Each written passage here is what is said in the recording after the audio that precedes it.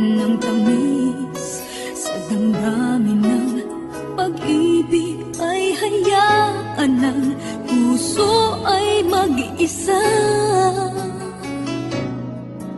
Bakit nga ba iisipin ng sasabihin ng iba?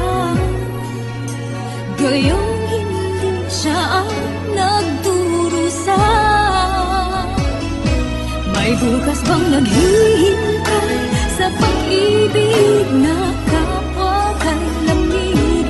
Kapag wala na ang lambing na dati nag-aanap sa init, kapag ang puso ay napagod na, wala na ang pananabik, hindi ba't mabuting magkawalay? Puso sa iba'y dapat ialay, pagkat wala ng pag